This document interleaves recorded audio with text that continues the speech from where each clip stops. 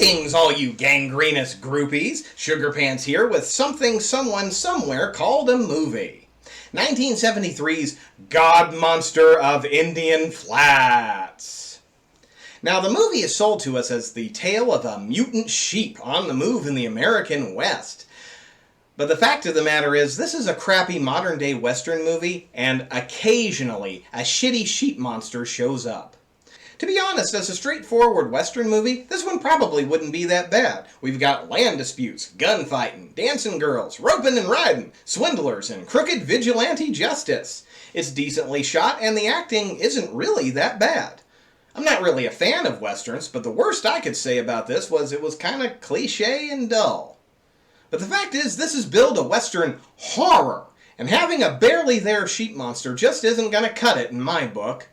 It honestly feels like the studio realized the Western they set out to make wasn't cutting it and decided to throw in a shitty sheep monster B-plot at the 11th hour.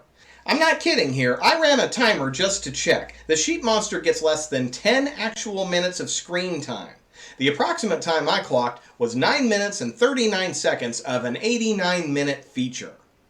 Now, you might be asking yourselves why I decided to even bother with such a terrible choice. And to that I say, this is the direct result of letting someone look over my movie catalog and saying, pick one for me.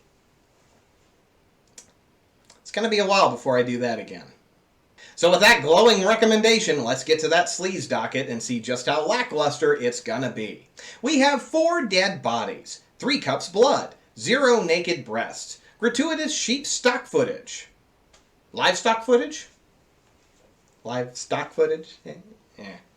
1 satiny, buttery, smooth voice, 1 dog funeral, 1 smoking sheep carcass, chest slashing, face slashing, and 1 sheep dance party. Our movie begins with a Willy Wonka-esque title card. Oompa loompa doopity dit. I've got a feeling this is gonna be shit. Oh, wait a second, there's a wool-covered rube riding in the back. This is Eddie, a big, dumb sheep rancher heading into town for some fun. He walks into a mostly empty casino, pulls the handle, wins $200, and the room is suddenly filled with noisy gamblers. The big winner walks over to the bar to get a drink, and the vultures immediately pounce. Seriously, if you ever win money and are immediately surrounded by strangers, keep your hand on your wallet and get the fuck out of there. If nothing else, don't get into a convertible with horns on the hood to go for a ride out in the fucking desert. Welcome to Virginia City, a shithole in the middle of nowhere stuck in the good old days when the silver mines were flowing and women couldn't vote. Eddie starts flashing his cash like an idiot and the local whores pick him clean immediately. When he calls her out for theft, the whole fucking bar gangs up on him and takes him outside for a beating. He's driven home by Dr. Clemens, who points out how young people are routinely picked clean, and he usually warns his students to stay away from the tourist zones and the bright lights. That's when we find out Eddie's parents died and left the sheep farm to him, and that he's never really had any other opportunities in life. Beaten, bruised, and drunk, Eddie goes to sleep it off in the barn. During the cuddling, Eddie has some weird acid trip with flying creatures and smoke, which causes the sheep to form a mosh pit. Next morning, Dr. Clemens and his assistant, Mariposa, come to check on Eddie and give us some exposition dumpage about how Mayor Silverdale personally funded the restoration of the town. The two find a panicked Eddie hiding in the hay, and we get a lame jump scare. It's hard to tell from the print quality, but I think this sheep squirts out a pile of twitching flesh that Dr. Clemens calls an amazing event. He takes out the world's largest cassette recorder for this line of gibberish. On April 21st, found half-formed embryo alive and breeding. Possibly the result of chromosomic breakdown and cross-fertilization. Incubation machine for transport to private test laboratory at Indian Flats, immediate priority. Everybody got that? Cut to some fancy old bastard looking through his telescope. This is Mayor Silverdale, looking down on the town and not being very fond of the tourists, even though that's kind of what this town thrives on. And even though he's not too keen on the ladies of the evening, he insisted that his money recreate the town as accurately as possible. Dr. Clemens passes through town, gets catcalled by the ladies, and heads out to his private laboratory with the sheep fetus in an incubator. Though I'd say it looked more like a breathing pot roast at this point.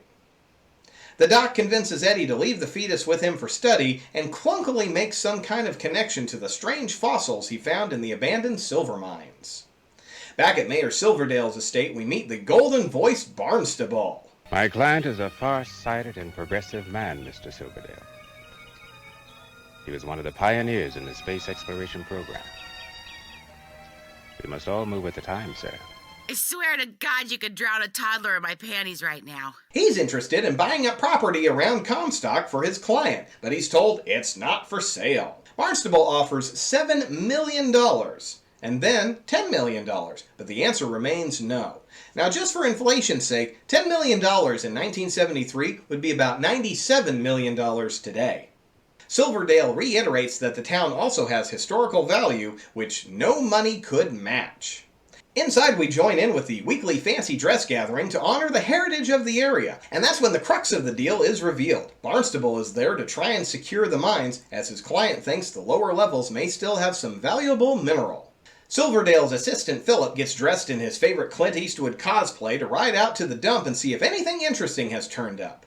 You know, when your job has you checking the guy who sifts through the town's garbage for anything interesting, consider a career change.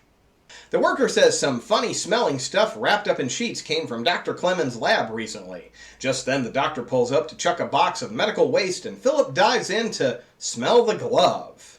Meanwhile, at the sheriff's Radio Shack warehouse, Mariposa is picking up some electrical cable. Yeah, what do we got? Another citizen who isn't ready for some football. And Eddie hits us with another lame-ass jump scare. Hey, remember this movie was supposed to be about a mutant sheep? Mariposa and Eddie take a pit stop in the cemetery to talk about some Native American tales while Madame Alta, the town's fortune teller and saloon owner, eavesdrops. Eddie confesses how much he cares for his sheep and tells about the vision he had in his earlier drunken stupor, which led him to discovering the mutant sheep fetus. And apparently that was all the sweet-talking Mariposa needed to engage in some cemetery-heavy petting. Back at the doc's lab, he gives some updates on the smoldering sheep fetus, which looks like a shitty papier-mâché sculpture some edgy high school kid slapped together when he suddenly remembers an art project he hasn't started working on was due tomorrow. He states that by all rational theory, the embryo should be dead. Mariposa stops by Madame Alta, who warns her that she and the doc need to leave town. She uses a few of her observed clues from the cemetery to make it especially convincing. Down in the abandoned mines, Doc and Mariposa go investigating. Doc finds some bones, but they both have to leave when the phosphorus gas starts filling the mine. While catching their breath, the doc tells the story about a monster that the old miners swore they saw, and surmises there may be a connection to those stories and the sheep embryo back in the lab. Back in town, it's time for the annual Bonanza Days. Tourists pack the streets in celebration of the old days when the mines were producing. And how are we going to celebrate? Crappy parades and drunkenly shooting glass bottles. So come on down and bring your wallets, y'all! Silverdale and Philip are discussing how the sheriff is installing a surveillance program around town. Barnstable is still hanging around for some reason and takes his turn sending glass shards and bullets into the countryside, while people stand dangerously close to the targets. The sheriff pulls some really lame stunt with his dog and pretends the poor mutt was shot dead. I don't know, maybe if you weren't standing right next to the targets as live ammunition is blasted in your direction? And the town is stupid enough to have bought it. They even have a dog funeral. Philip conducts the services to the crowd that I feel shouldn't have as many people as it does. Barnstable shows up to pay his respects but is given the turn of shame from the sheriff. After the church is cleared out, he admits to the bigger property owners that the whole thing was done to turn the town against the only person trying to buy the land. Madame Alta is reminded that part of her contract was to abide by the mayor's decisions concerning outsiders, but she doesn't seem happy about it. Hey, remember this movie was supposed to be about a mutant sheep? We then get a montage of Barnstable going to all the property owners, and none of them will hear him out or even speak to him. Guess the plan worked out all right for the crooked mayor and sheriff. Barnstable stops off at Madame Alta's for a beer, and she offers him a shot on the house. Philip has had enough of Barnstable hanging around and drunkenly pulls a gun on him. Madame Alta convinces him to leave, and then runs in back to tell Eddie and Mariposa they can't hide there anymore. And I feel like the movie has forgotten to tell us why these two kids are sneaking around and keeping their relationship a secret. And we finally go back to the lab to get another update on the sheep fetus. After more research, the doc is convinced the phosphorus in the mines has seeped into the surrounding lands and might be the cause of the monster in the giant fish tank. Smoking monstrosity aside, Eddie and Mariposa decide it's the perfect spot for some necking. Back at Crackerfest 73, we've got shootouts and fistfights in the streets. And the way this movie's going, I'm not sure if these are theatrical performances or just brazen lawlessness. And if watching people be murdered isn't enough, we've also got hammering contests. Come watch sweaty drunk hillbillies bludgeon things. At the Scrawny Kid Pie Eat, Eddie convinces the kids to throw the pies at Philip. Barnstable has a good laugh, which pisses Philip off pretty fierce. While checking the locks around town, Philip runs into Barnstable at the saloon, who offers his hand-in apology. After a bit of witty repartee, Philip invites Barnstable back to his place for some cognac. Barnstable just keeps showing he has absolutely no street smarts and accepts the invitation. Philip admits that Silverdale would be lost without him and tries to cut a side deal for the sale of the town. Barnstable says Philip has no class, offering a side deal behind his boss's back, and Philip bashes his skull in with a bottle.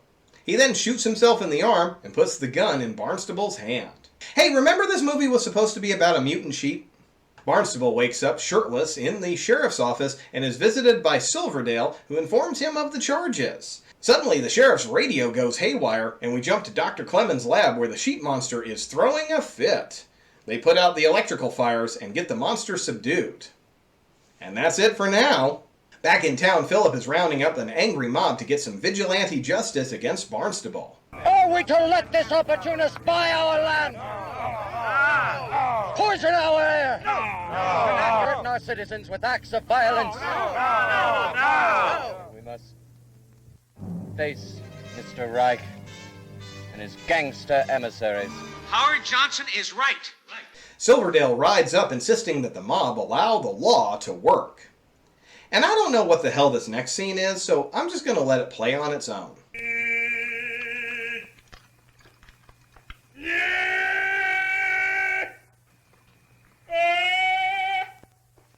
Gotta wait for the justice man. Set right for the justice man. Kneel for the justice man.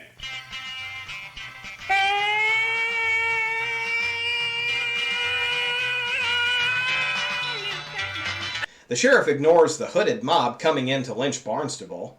I guess if there's one positive, it's that the hoods are black and not white, so we know it's not a racial thing. Outside of town, Philip has a noose set up, and he tells Barnstable that after hanging him, they're going to throw him into the mines to make it look like he suffered an accident while trying to escape from jail. He kicks free just as Madame Alta drives past to rescue him. And we could have had a really neat moment where the fortune teller actually predicted someone's misfortune, and that's how she knew to help. But it turns out one of the vigilantes blabbed the whole plan at her bar loud enough for her to overhear. Barnstable's head is bleeding, so they decide to stop by Dr. Clemens' lab for help. Clemens says his work on the hybrid can't be interrupted, so Barnstable isn't allowed inside. Just then, the posse catches up, and Silverdale says Barnstable cannot be allowed to escape as it could bring a lot of trouble for the town. But at the very least, they're using gas canisters instead of just shooting him in cold blood. The exploding canisters flood the lab with gas, forcing the doc and Mariposa outside. The sheep monster gets all pissed off and starts smashing the lab to pieces. Silverdale says to turn over Barnstable and they'll stop interrupting, and the doc fucking throws him under the bus immediately! Mariposa, Eddie, Alta, come on out. I've made a deal with Silverdale. Barnstable's over there in the doorway. Suddenly, the sheep beast exits through the lab's roof access and slashes up one of the vigilantes. It then takes off, leaving smoldering footprints. Clemens convinces Silverdale they have to take the monster alive, and they go back to town to round up more deputies. Mariposa runs off to try and find the monster first, and she stumbles across it. Don't be frightened. I've been following you all the way from the glory hole. Whoa, do what now? She tries to gently coax the monster down the hillside, but Eddie catches up and chucks a rock at it, causing it to run off. Eddie really is one dumbass hick, isn't he? A state of emergency is announced across the town, and we get this scene of the McPoyles watching a broadcast. Everyone takes cover indoors as a curfew is put into effect. Clemens and the law are hot on the sheep monster's trail, but Silverdale's already thinking of how much money it could get at the museum if captured alive. Hey, come on, Sesame Street was a little weird back in the 70s. The sheep monster rolls up on some kids breaking curfew and steals their picnic basket. It then approaches a gas station and accidentally knocks over one of the pumps. The panicked attendant is startled by the beast and drops his torch, blowing up the station. So even though this thing technically isn't responsible for the carnage, I'm sure the even-tempered townsfolk will definitely be understanding. Oh, wait a second. A fake dog funeral turned them all against the only minority. Never mind. The posse regroups the next morning, and Silverdale says it's imperative that they take the beast alive. Riding over the hill, they find out what would happen if Mr. Snuffleupagus went through Seth Brundle's transporter with a flea. They round it up, hoopin' and hollerin', a little too hard for how easy the task actually was. The sheep start spewing phosphorus gas, and Clemens hits it with a tranquilizer. And now that he thinks he won, Silverdale succumbs to monologuing. Specifically, he says that by preventing the townsfolk from selling their mine leases to Barnstable, he was able to buy them all himself, including Dr. Clemens' plot up in the hills, under the guise of conservation efforts. And because the town made Barnstable into a fool, Silverdale was able to sneak in and sell the mining rights to his client and pocket the cash himself. In the essence of fairness, Silverdale has all charges dropped against Barnstable, and he'll be escorted to the airport as a free man. But before that, one more round of gloating. The entire town has gathered for an announcement from Silverdale saying the monster has been captured and will be housed at the Historical Society's museum. He then says the increased tourism revenue will offset the inconvenience of having more visitors in town. Clemens seems shocked at this announcement and angrily shouts that he won't make a circus of his discovery. And the crowd seems to be on his side. Silverdale then announces the reopening of the mines, and everyone suddenly realizes they just got swindled. Angry fights break out among the crowd, and when the monster is unveiled, the crowd moves to destroy it. And then... I don't fucking know. This whole ending just devolves into confusing chaos. Everyone starts running and throwing trash down the hillside. Philip is gunned down, cars are launched, the monster is pushed down the hill and explodes. Silverdale goes crazy, Barnstable escapes, and we end with a shot of sheep eating phosphorus gas. Roll the credits and the funky ragtime piano. Well, wasn't that something?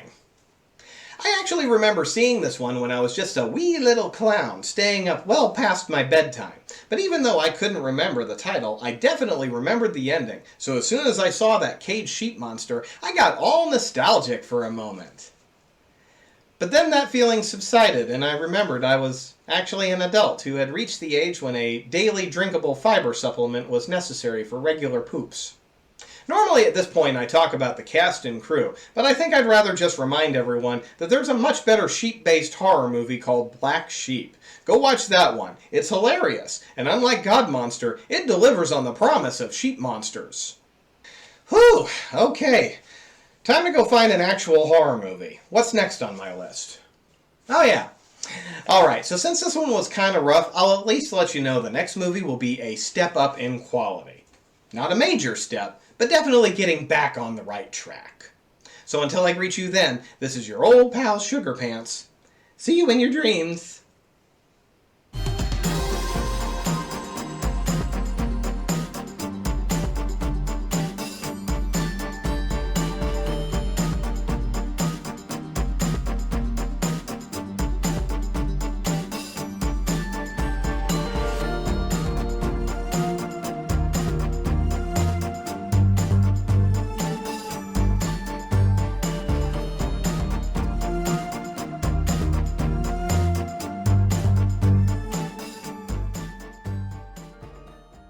You believe in the monsters?